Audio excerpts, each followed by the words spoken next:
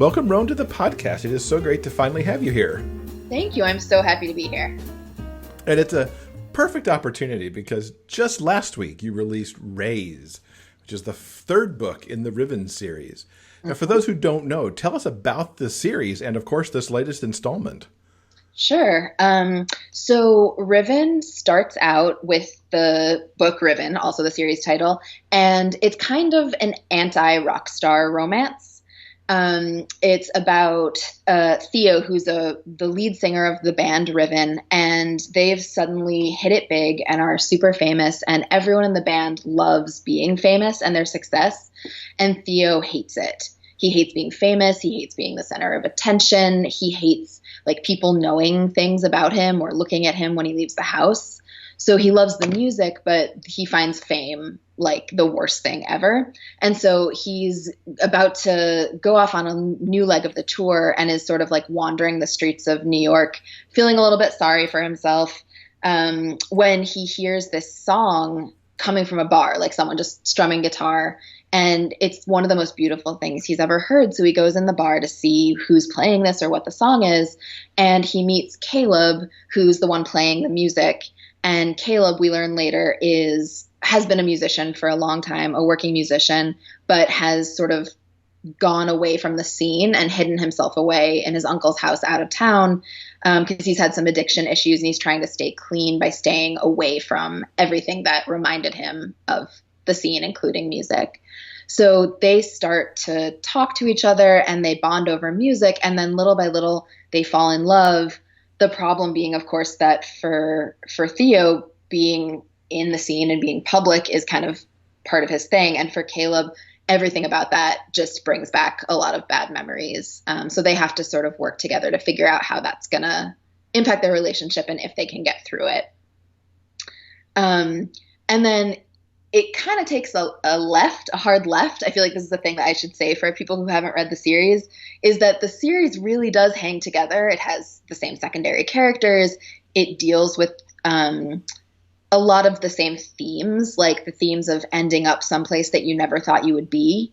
But then in book 2, we meet Reese, or we've met Reese in book 1, but we have a book about Reese, who was Caleb's best friend, and Reese's husband, Matt. And Matt has nothing to do with the music scene, and the book is told from his perspective. So for people who go in expecting that the whole series is about music, it is in some ways like music is a through line, and certainly this idea of fame and this idea of struggling with fame is a through line. But book 1 is sort of anti-rock star, and then book 2 is like working musician and person who's not involved with music at all. So I feel like that's a thing I should say. And but then it does hang together because you've got the working musician.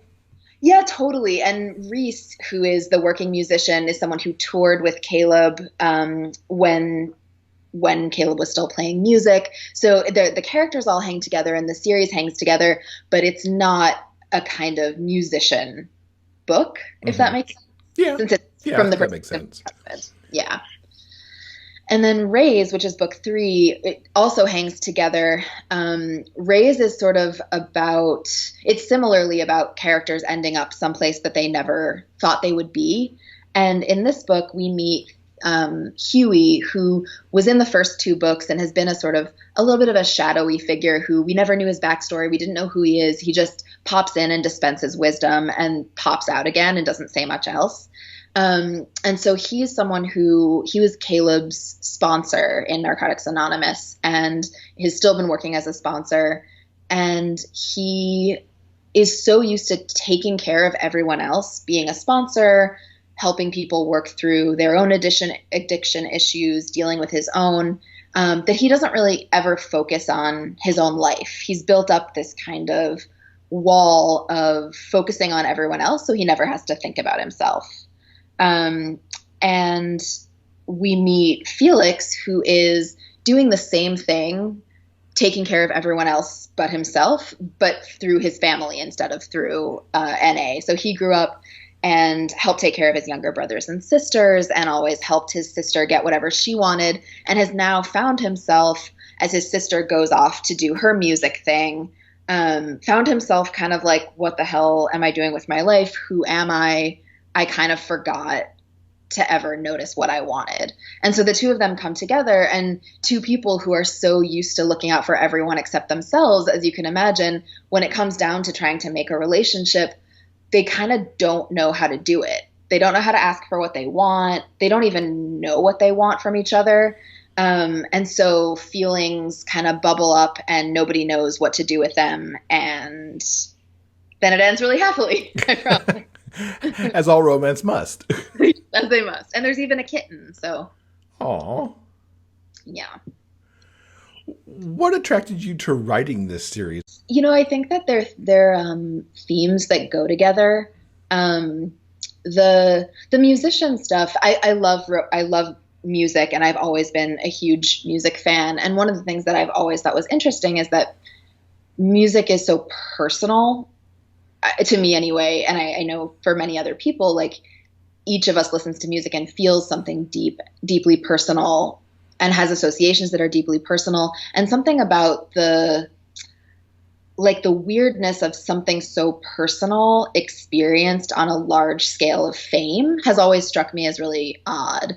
So you can be at a concert with a band and have thousands and thousands of people there, and each person has been hit with this music in a really personal way, and yet we're all there together in a super public space, having kind of a personal experience, like smushed up together with each other. And I've just always found that really strange. And I know for people who make music, the process of making music is really personal, and it's really different than the process of performing music. And so I think I was interested in what would it feel like to do something really personal in front of a lot of people, and then watch as this thing that you've made gets loosed on the world and you no longer have any control over it or what people think of it. And to me, being famous seems like absolutely the worst thing I can imagine outside of like actual torture. And I know that for some people that's not the case, but yeah, so I was interested in writing, like the genre of rockstar romance is a thing, and I was interested in looking at it from the perspective of what would a rockstar romance look like if instead of rockstar being a desirable thing, it was a terrible thing or a thing that caused a lot of problems for the rockstar. Mm-hmm.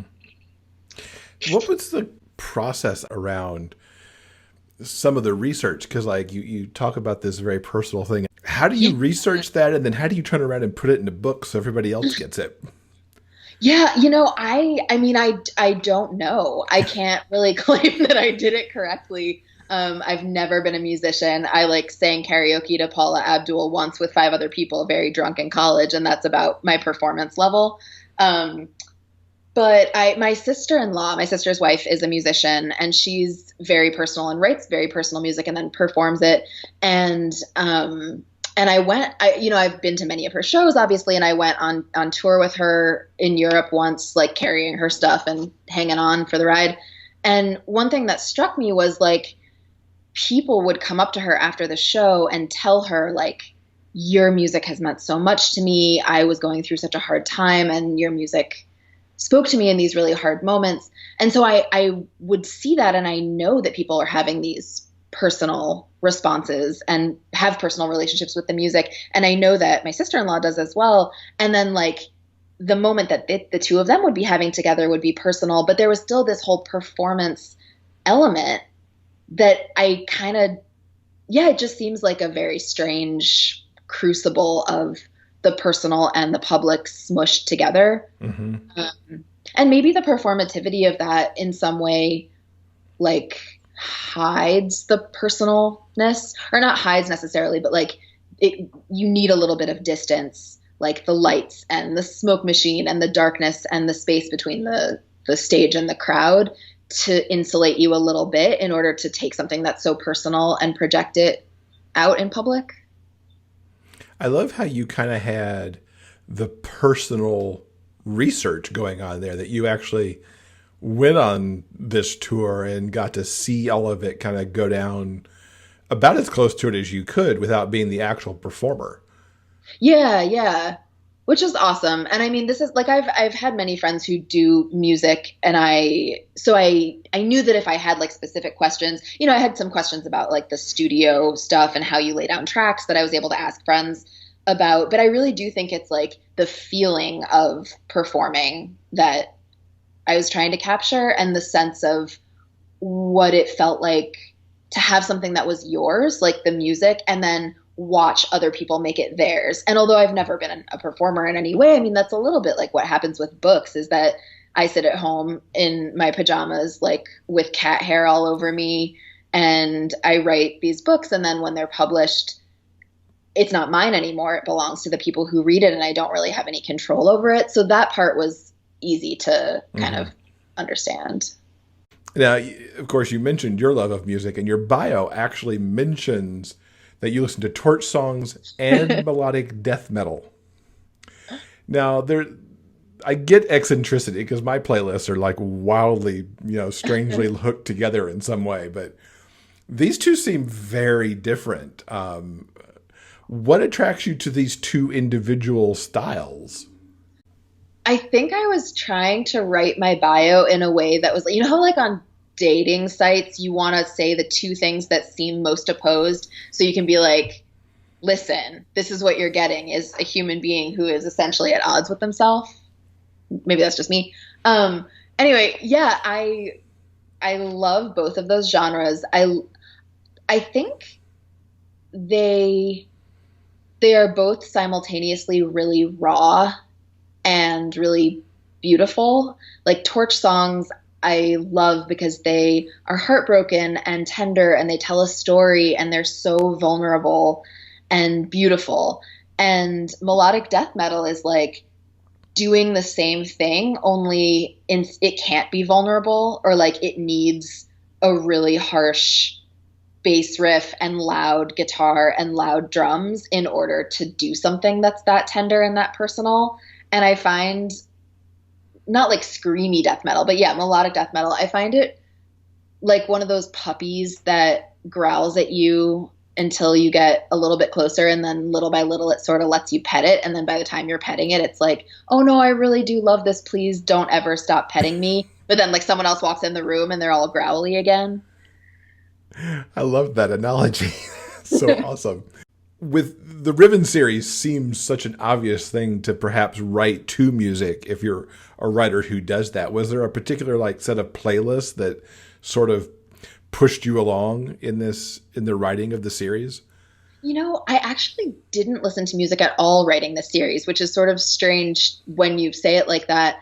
I go through phases of whether I like to write with music on or not. And there have been books that I've written where I listen to the same music over and over. Like when I wrote, oh God, what book was it? Oh, Out of Nowhere, which is the second book in the Middle of Somewhere series.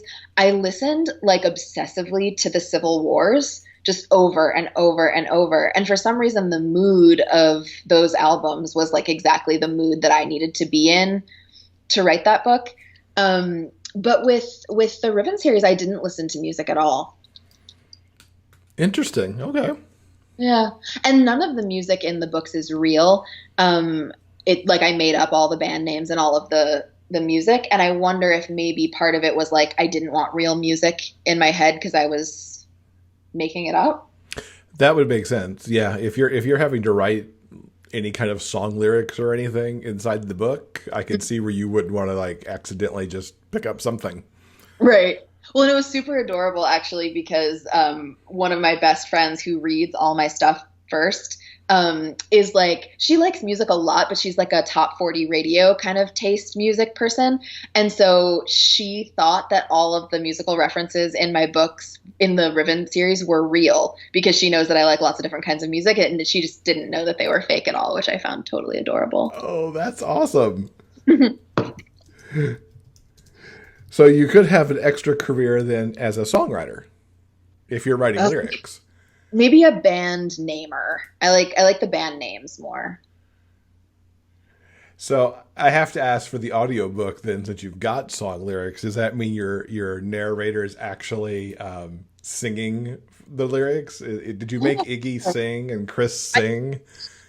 No, and I actually don't think that I have a chunk of lyrics long enough to be sung in there are like a couple snippets. Um, but I didn't even think about the fact that I could have written a song of it for the audiobook. That would have been awesome. Too late. Something to think about maybe for a future book or another installment in the series. Yeah, I could do it as like an extra or something, I guess.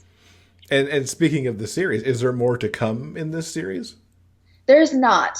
Like The Good Place that we were talking about earlier, I have decided that book 3 is the end. Time to wrap up that universe. Yeah, and I say that, and obviously maybe I would go back in the future and write another one, but I think the fact that the last book is about a character whose story we've kind of been wondering about for the whole series, it felt like a good place to stop because it's sort of the wrap up of like solving the last interpersonal mystery. Mm-hmm. So that felt like the right place to stop. And there are definitely tendrils. Like people who've read a bunch of my books will notice that Riven the band is mentioned in another book, and that some characters from the Middle of Somewhere series are briefly alluded to in Riven. So they're like little Easter eggs for people who have read all the books, because I sort of think of everything as being connected in that way. So it'll pop back up, I'm sure. I love that. I love the broad interconnected universe thing. Yeah. It's secretly in my head, all of the books are connected in lots of ways that I don't necessarily put on the page, but like I like to get a couple in there. Nice. Now, you also sometimes co-write with Avon Gale. Mm-hmm. What got that collaboration going? That collaboration happened completely by accident, or on a whim, I should say.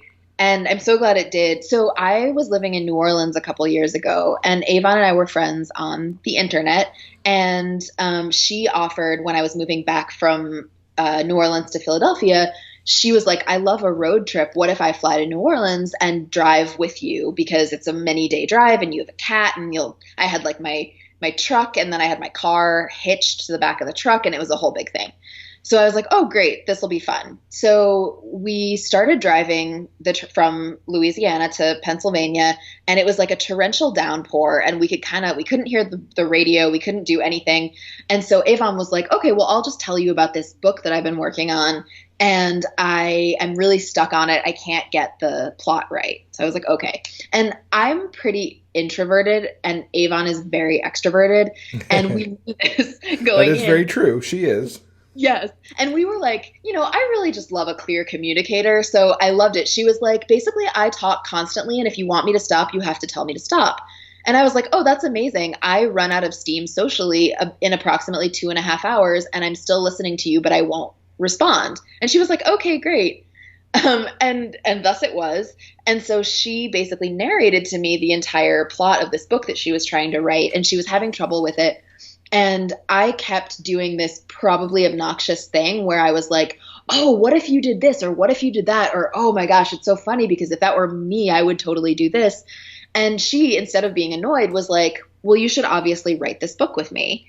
And that book was what turned into Heart of the Steel, which is the first book we wrote together. And it was so fun because then as we were driving, we just plotted the whole book, and she had her little like computer that she was typing on while we drove, and I drove the truck the whole way. And so I would like yammer at her and she would take notes, and then we would, in the hotel rooms at night, we would kind of hash it out. And so it happened on a total whim, and then turned out to be really fun. And we planned it on that trip. And then I went and visited her months later, I guess. Yeah, some months later. And we actually wrote Thrall, which was the second book that we co-wrote together, like in the same place. So we wrote it like together, even though we don't live in the same place. So it was two very different writing experiences, but both equally awesome. That's fantastic. And I have to imagine it's a nice way to kill the time in a road trip, to just plot a book. Yeah. Totally. And it's really fun because I don't know about you or about other writers in general, but like I find that traveling is one of the best like brain, what do you call it? Like brain catalyzers. something about moving through space constantly, whether it's like on a train or just walking or whatever. It's like the rhythm of moving through space makes my brain also work in a forward rhythm. And I find myself, excuse me, getting so many ideas when I'm just like walking a long distance or on a train or on a bus or something. And so something about driving and plotting the thing together was like super, some word. Awesome. Yeah, awesome. That's Might be better than awesome, but awesome was the first thing that popped into my head. yeah, And yeah. I totally get what you're talking about there too, because I've done a lot of plotting and some writing on planes. Yeah. Because it's just like, yeah, there's something about just that just you've got the time and like the brain's working, so use it. Yeah, and it's like looking out the window of something moving through that kind of space with everything passing so quickly. It almost feels like it changes the rhythm of thoughts or something. Yeah, and kudos to Avon for being able to type in a moving vehicle, because I don't know that I could do that. Oh my God, she is like motion sickness proof, I swear to God. That's just crazy. Oh, I know. But we've definitely got to talk a little bit about Thrall. Okay. I reviewed it back in episode 157 and was just blown away by it. For folks who don't know, tell us about what that book is and what in fact does make it so special. Sure. So Thrall is our modern Dracula retelling, basically. And for anyone who's read Dracula, you'll remember that Dracula is told, it's an epistolary novel, so it's told through letters and diary entries and like newspaper clippings, telegrams, stuff like that. And so we did Thrall in the same way. We made it an epistolary novel, but since ours was modern and that one was 19th century, instead of letters and journal entries and stuff like that, we have emails and G chats and tweets and podcast descriptions and stuff like that. So the whole thing is written in that way. This combination of different media, print media. And then so we have the main characters that people will recognize from Dracula, and Mina and Lucy, who are the two characters that people will know from Dracula. In our version, have a podcast, a true crime podcast in New Orleans, and they get caught up in basically trying to solve the mystery of Lucy's brother, who seems to have disappeared.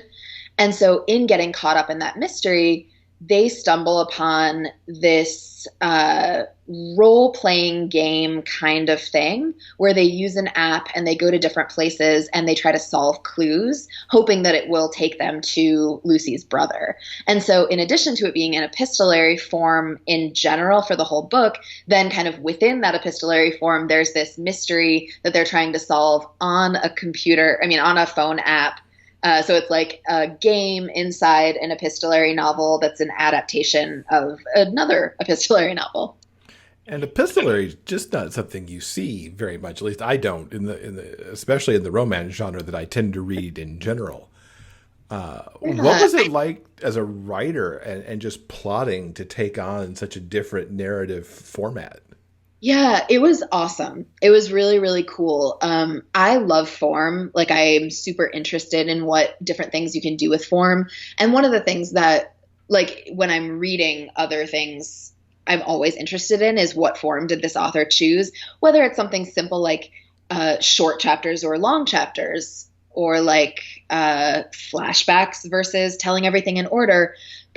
All of that stuff, I think, has such an impact on the way the story gets delivered. And so I was really excited to play with the form. And I think that with the genre of romance, one of the reasons why we don't see epistolary stuff so often is that it's like an additional level of remove between the two characters. And romance seems to me to be all about intimacy and connection. And sure, it can be really romantic or sexy to write a love letter or love email, I guess, in 2019. But there's still something where you're not in the moment. There's no like tracking a touch as it happens or a kiss or whatever it is. And so I think that going into Thrall, we were like, how the hell do we make a romance happen when the characters essentially are never in the same scene. Like, in order to be texting each other, they probably aren't together. In order to be chatting each other, they're probably not together. And so any evidence of an encounter, which is all we could show, also demonstrated their distance. So that was a challenge, and we got around it in a couple different ways, including characters literally writing out sex scenes that they wished would happen, like fantasies, having chats that were more intimate. But yeah, the romance part, I think, was actually the hardest to portray via the epistolary form, because it introduces that necessary distance, which is sort of the anti-romance. It was much easier, for example, for the mystery or the suspense parts, because it's those things can be portrayed that way, no problem. But yeah, the romance part was tricky. Well, as I said in the review, I think you guys pulled it off so amazingly. If people have not read Thrall, they should really pick it up and give it a try. Oh, thanks. Because it's might be a little much to call it a breath of fresh air, but it's certainly going to be something very different than what I think most people tend to read. Yeah, it definitely is different. And it's one of those books that Avon and I knew going in that it's not everyone's cup of tea. It's an adaptation. It's an adaptation of Dracula. It's an adaptation of Dracula without vampires. It's a romance where you don't ever see the characters touch necessarily. But like, I feel like for people who are interested in form, for people who are interested in Dracula or interested in suspense and all that stuff, we were really excited to just do something totally new for us. Yeah, well, it was super cool. Please do more of that sometime. I would love to. So, looking at a little bit of your origin story, how did you get involved in writing romance?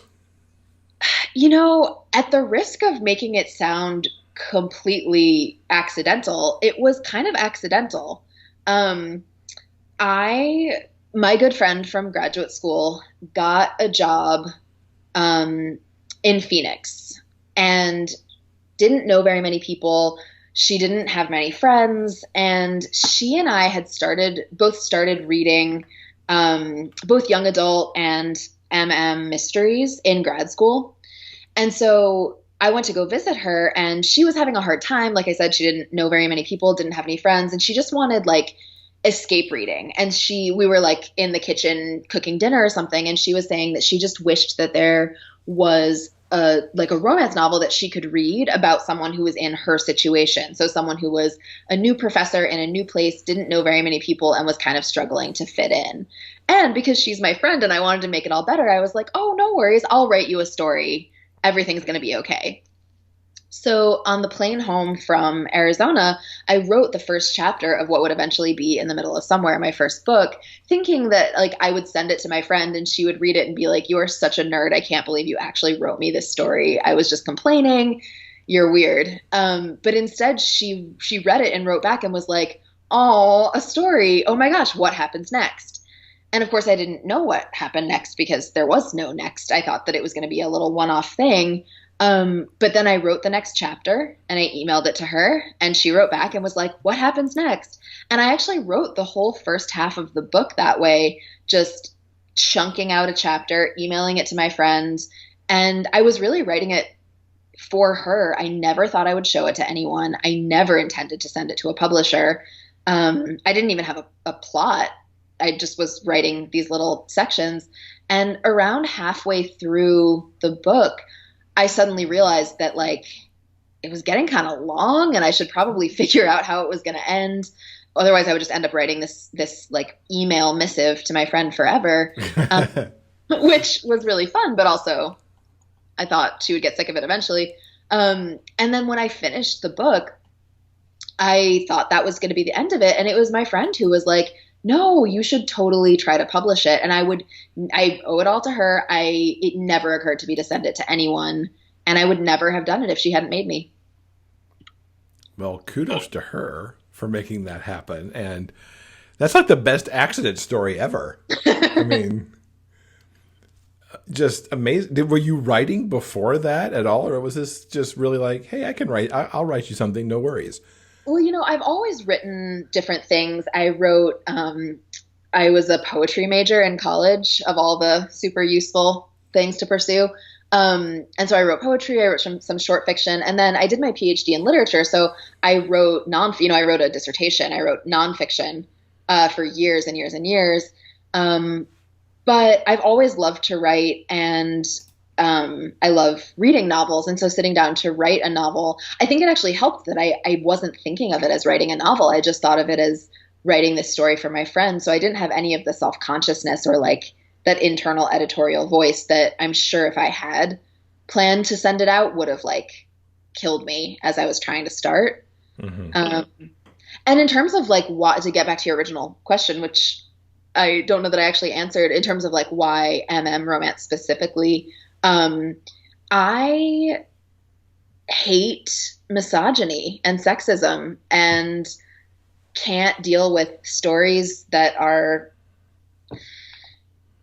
stories where I read female characters and feel intensely alienated from them. And I find often in romance, not all by any means, there are some amazing, like revolutionarily amazing people writing romance with women. But I've often found that reading romance novels that are like heterosexual romance stories make me feel alienated and angry and the opposite of anything that I associate with romantic. And so, yeah. Who are some of your author influences? Oh man. Well, growing up, I read everything. I'm a real like moody reader, so I go through phases, and when I'm in that phase, that's all I read. So like when I was in elementary school, I was obsessed with S.E. Hinton, The Outsiders and Rumblefish, those books. Mm-hmm. And she writes with this very kind of like spare style, but lots of sensory detail. And I think that that's definitely something that I've always really admired, was the ability to evoke feeling even while being very spare. And then when I was in middle school, I was obsessed with Anne Rice, obviously, because middle school. And I read her books over and over and over. And I think that she is like the master of the kind of Baroque sentence structure that when you're deep in reading one of her books, you don't notice that she's like in a strange Yoda way, like flipping subject and predicate to make things sound more flourishy and purple prosy. You don't notice it because you're so deep in it that like, of course that character would talk that way. But then if you go and you read another author or another book, you realize suddenly what she was doing. And so I think from her, I got just like, I really respected this immersive, detail rich, all the senses engaged kind of writing. Also, I really love long books, and the like ability to sustain a story over 800 pages and keep going with this level of detail. I know it's not everyone's bag. Like some people really like a short one and done, but I mean, I will read a series that goes on forever if I'm still engaged. And I just think that she does that incredibly well. Mm-hmm. Then, oh gosh, I'm taking you on a tour. I don't know if this is actually answering your question. It is actually, yeah. Okay, good. The real answer is like I learn things from every single author I read, and sometimes it's things that I don't ever want to do, and sometimes it's things that my mind is blown because I'm like, holy crap, I didn't even know you could do that. Sometimes it's like I feel like I'm weak in one area at a moment, and so I want to go read someone who I think does something really well and try to learn it. But yeah, I think like those early influences. Francesca Lia Block was a huge influence when I was a teenager. She writes this kind of magical realism that is like very urban, set in LA, deals with real world problems, but has this like pink fog over the entire thing. And I was really, really taken by that way of combining urbanity with fantasy. Mm-hmm. And so that's definitely something that I took from her. I went through a really deep, like, epic historical fiction kick, which maybe is that same kind of like very immersive, detailed, huge cast of characters, all that stuff. And oh gosh, I'm totally blanking on her. Oh, Sharon K. Penman is her name. Um, and there's this story. Okay, sorry, this is maybe a tangent, but this story blows my mind and is like, uh, one of the more impressive things I've ever heard in my life, if you'll indulge me for a moment. Of course. So Sharon K. Penman writes these like hugely epic, 1,000 page long British Isles historical fiction. And she wrote this book called The Sun and Splendor in like, I want to say the early 80s, maybe mid 80s. And the book is epically long and just detail and hundreds of characters and like tons of things translated into Welsh. It's about Welsh civil wars or wars with England. Anyway, she wrote the book and like on a typewriter and had it in one of those, you know, the boxes that reams of paper come in that when people use stuff, you would put your manuscript in this book. So she was going to drive her book to her publisher and she stopped at the bank to like deposit a check or something. And when she came back out, her car had been stolen with the copy of the book inside. The only copy of the book, which I don't even know how that happens. But so the car is stolen. She's just sure she's never going to get it back. And whereas like, I don't know, I would probably immediately go home and like order 7 pizzas and you wouldn't see me for a month. She drove home and started writing the book again. Wow. I would have done the 7 pizza thing and maybe walked away for like at least a week. Yeah, like I would have told every single person who would listen that my life's work had been ripped from me and it was the worst thing that had ever happened to me and all, which, you know, I think that's actually speaking pretty well of my life that would be the worst thing. But yeah, I just like that level of tenacity and dedication to a project, I just blows my mind. Anyway, she's amazing. Yeah, that's awesome. And just like, I can't even imagine it. It speaks so well to these days where we're like, did you back that up on Dropbox? Seriously. Yeah. Someone's like, oh man, I just spent like 20 minutes writing that email and it got wiped. And I'm like, Sharon K. Penman.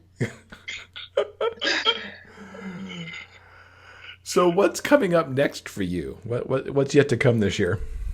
Well, do you want to be the first person to know? Because I actually just found out yesterday. Ooh, breaking news. Breaking news. Yeah, I just sold a new book, which I'm pretty excited about. And it's, okay, the conception is, or the concept is, there is a guy who has a bunch of animals. He's like kind of antisocial, kind of pissed off at the world for reasons that I will not divulge yet. And he likes animals better than people. So he has all these rescue dogs and a bunch of cats that hang around. And basically all he wants to do is take his dogs on these long rambling walks and think about how fucked up his life has gotten. It's the only thing keeping him sane is just like rambling walks with these dogs. And one night he is walking with the dogs and one of them starts chasing something and he starts chasing the dog and falls down a hill and breaks his ankle. So all of a sudden he can't do the one thing that he has liked, which is walk his dogs. So he goes online and he finds this app that like match makes pet owners with people who want to hang out with animals but can't have pets of their own because he's looking for someone who could help him walk his dogs since he can't do it anymore. Then you have this other character who's super shy, lives with his grandma, is like has been saving up to try to like get a new apartment so that he could have a dog. And then his grandfather dies. He has to move in with his grandmother and he can't have an animal because she's desperately allergic. So he goes on the website or the app or whatever, matchmaker app, and gets matched with this dude who needs someone to walk his dogs. And so the meet cute is a dog walking app and a grouch meets a shy guy and lots of animals and love. Well, this sounds awesome. When do we get to see this? I'm guessing 2020 sometime. I think so. I don't have a date on it. I'll start working on it soon. But yeah, I think it's going to be like cute-ish in tone. And I don't know, I keep like accidentally writing animals into every single one of my books and I don't even mean to. And this time I was like, well, I mean, I keep doing it by accident. Maybe this time I'll just like actually do it on purpose. Awesome. Looking forward to that. Thanks. And what's the best way people can keep up with you online and find out when this next thing comes out? Well, they can check out my website, roanparrish.com, where I post all things that exist. And then in terms of social media, I've been very active on Instagram stories lately. I just bought a house, my first house, like the first non one bedroom apartment that I've been living in. And I've been doing all these like garden planting and baking and projects and stuff. So I've been really liking Instagram stories. So people should follow me there and tell me all the things that I'm doing wrong in my garden. It may not be things you're doing wrong. I mean, it's my first time and I feel like I'm doing everything wrong. But we'll see. It might grow. I bet it does. And congratulations on the first house. That's such a huge thing. Oh, thank you. I really went like in the space of 1 month from a person who thought that they would always live in one bedroom apartments to a person who bought a house. And so it was very shocking for me. I keep wandering to the extra room and being like, what's going to go in here? I don't know. It's part of the fun of home ownership. Yeah. Mostly it's like my cat goes in there and that's what happened. Oh yeah, but so I mean I'm on all the social media things. I'm everywhere as Roan Parrish and people can find me. But Instagram stories is totally the most fun. And for people who like want to know about when books are coming out but don't dig the social media vibe, BookBub is a great place to find me because they'll just get emails when I have books coming out or on sale. Fantastic. Well, we will link up to everything we talked about in the show notes. We wish you the best of luck with the release of Raze, and thanks so much for hanging out with us. Oh, thanks so much. It was a blast.